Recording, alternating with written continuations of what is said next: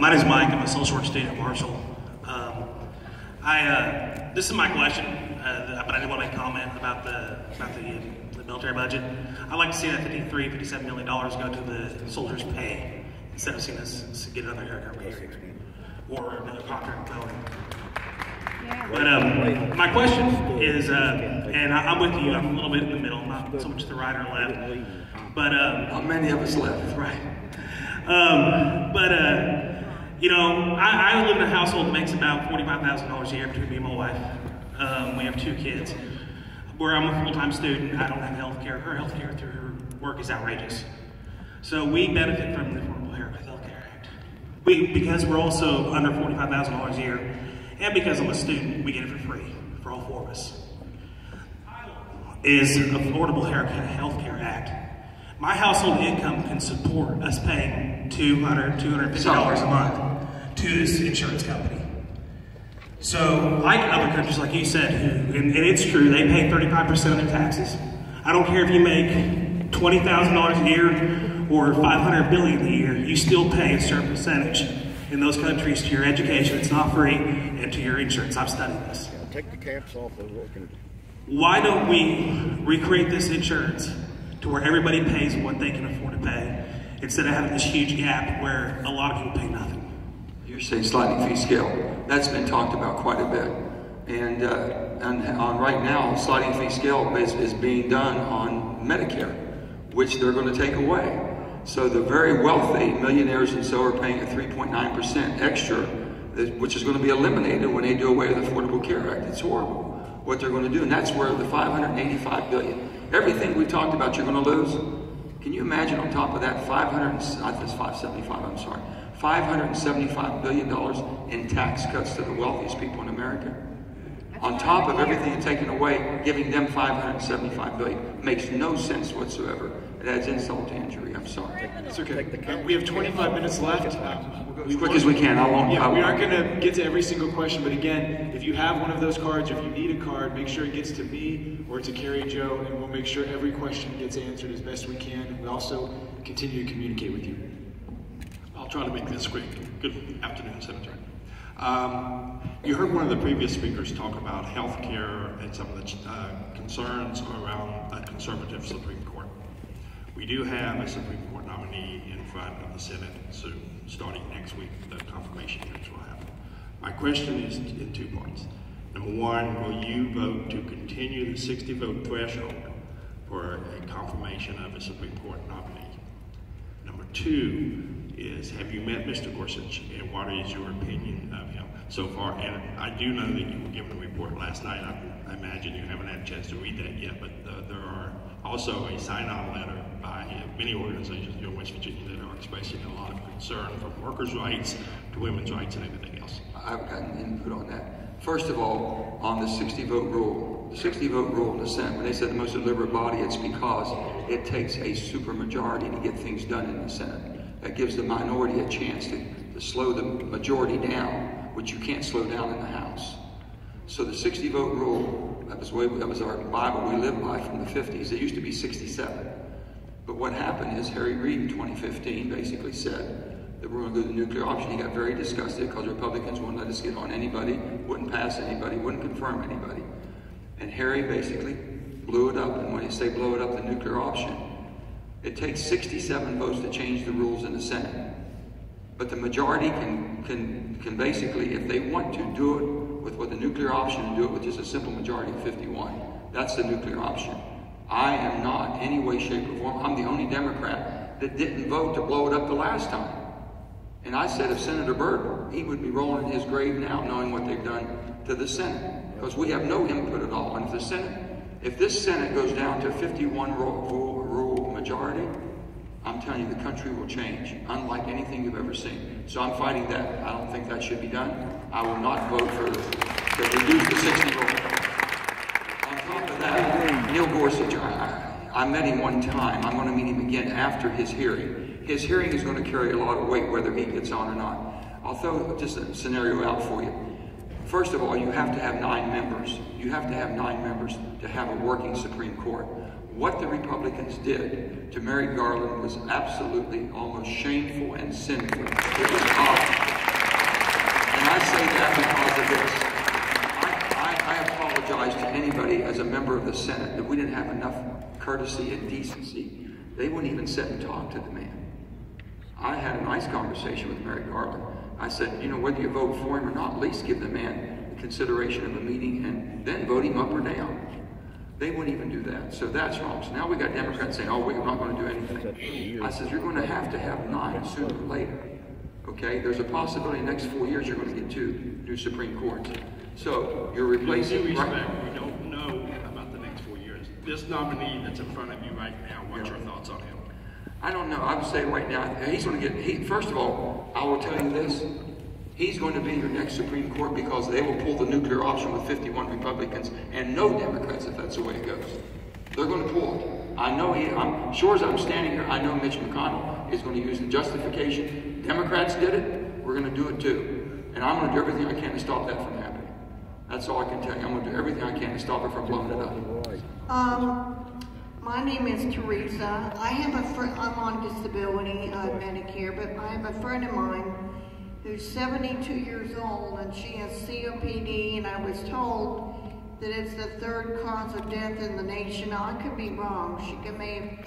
And she was getting $250 a month on Social Security, and she's on Medicaid and her COPD, her breathing machine.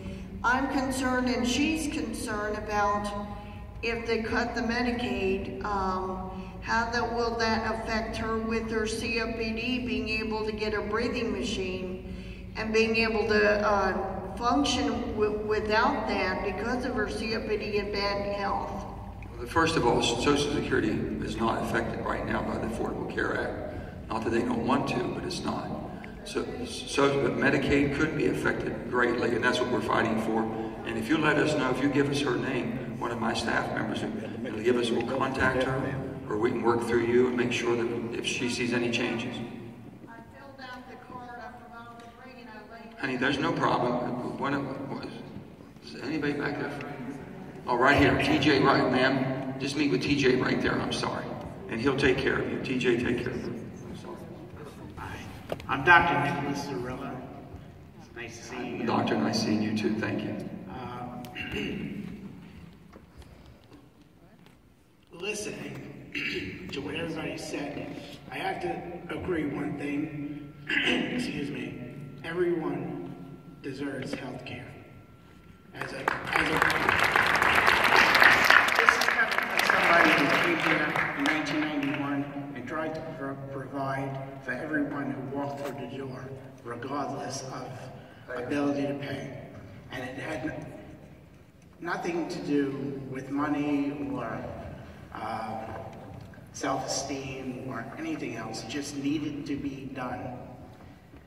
7 years later, I was diagnosed with a neuromuscular disease that stopped me from practicing medicine.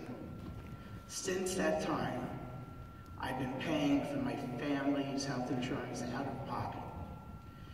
I understand what the ACA attempted to do. It made inroads on expanding the Medicaid program here in the state. And otherwise, one problem that arose was with the healthcare marketplace, like we know, okay? Private market. Right, the private market.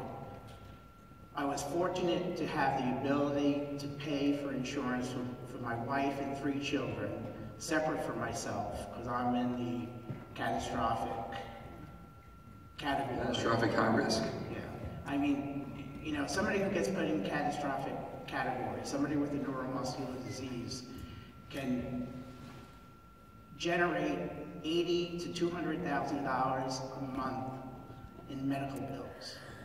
This is what I experienced. But not speaking of that, speaking of what happened to the private marketplace. Paying $800+ a month in premiums to Highmark Blue Cross. That was one thing. With the introduction of the ACA, that premium went to $1,700 a month, and I continued to pay it, with deductibles that were through the roof. This year, on January 1st, those premiums went to $2,500 a month, with increased deductibles. Doc, here's the thing. So all of us are opposed to repealing it. The silent group, and you want to... Can I say one thing? Yes, sir. I'm sorry. I finally went to the marketplace, and it brought the $2,500 down to $1,400 a month, which was doable. So I went to the exchange. But that was difficult in itself also, because they were looking Look at your income and basically... Well, they were looking to put everybody on Medicaid, Yep. which was not the most desirable thing. Thank you. This is what he's talking. That's why we have a lot of people who say, why would anyone even support repealing it and trying to change it? The changes he's talked about can be fixed without throwing it out. That's what we're talking about. That's the market. It's the market basically driven product and market matching up.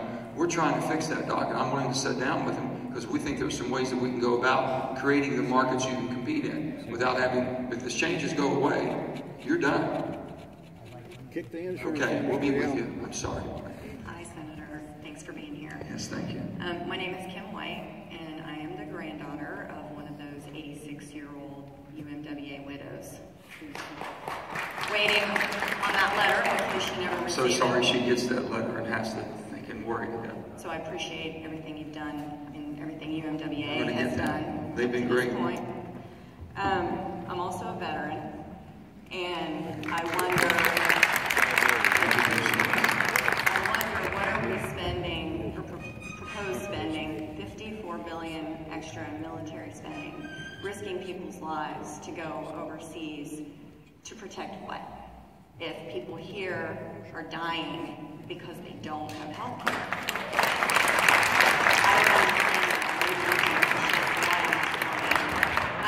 But lastly, I've heard people say, well, why can't we have the same coverage as the congressman? I'm on exchange. So can you explain to me what your premiums are, what your coverage is? I think mine's, if it's a 15 or 1700, what they take out. I don't know, they take it out but I'm saying that we're on the same, they put everybody on the same, everybody thinks we get something different. Now, I haven't seen it, but... Do you have it for life? No, never do, no. So you're at risk of losing your coverage too? Sure. I mean, if it goes away, it goes away, and if once I'm out of the Senate or out of public office, I'm on the, I can't buy through there. But here, my staff right there, you're on it now, aren't you? Where's TJ? Right here, sir. You guys on it? What's yours? We are on the exchange, sir. You're on the exchange. DC exchange or West Virginia? What are you on? We are on the DC exchange. DC exchange. So we go through the DC. What do you pay? It comes right out of my check. It comes out to about $184 a month. That's what he pays on the exchange because of his income. Everything's based on income driven. Thank you. I just want to say one more thing. Sounds good to me.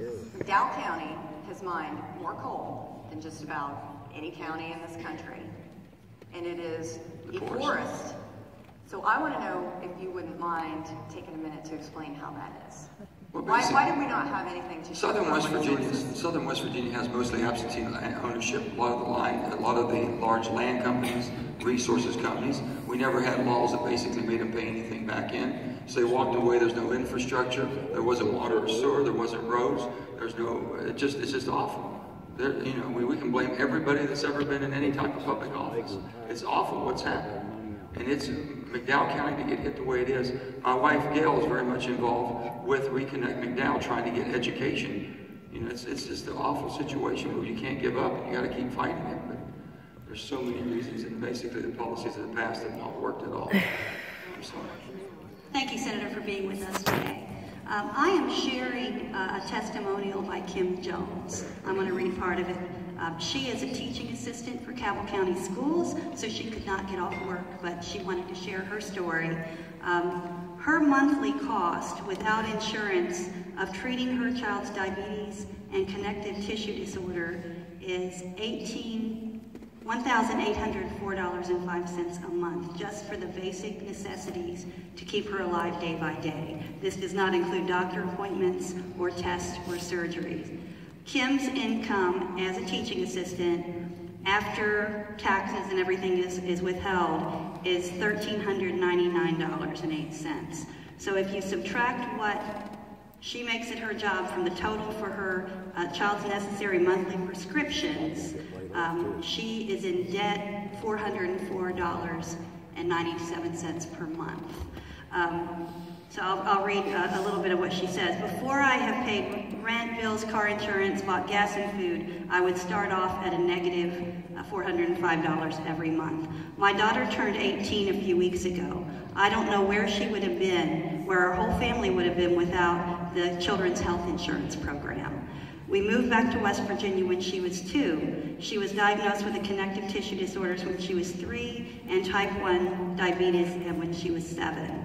When I became a single mom a few years later, there was no way that I could afford insurance for myself or her. I was working 2 jobs but didn't have steady health insurance until I started working with the school system. Very fortunately, my daughter was eligible for CHIP. We might owe her life to CHIP. And then she said, if my daughter doesn't lose CHIP because of policy prejudice and unbridled greed, she will age out at 19. With 2 pre-existing conditions, will she be able to get insurance? Will the cost of it be impossible for her? Will she have to spend every dollar she makes just staying alive? Will she stay alive? She's just one of millions of people in America with a big target on her back. They all deserve to be able to afford to take care of their health because it is moral and it is right. I worry for my child, I worry for my students, I worry about the future of our children. I hope that some force will sway the law to the side of justice, equality, and decency. I hope that Senator Manchin, that you will see this as your mission to lead the way. West Virginia can't afford any more destitution. Thank you. The CHIPS program she's doing, address. Thank you. And then the CHIPS program is a Children's Health Insurance Program, which is still in place, okay? And we're going to make sure that does. But also, she was on the subsidies basically because of her income. That basically got her salary down, or got the payments down to where she could afford it. That would go away too.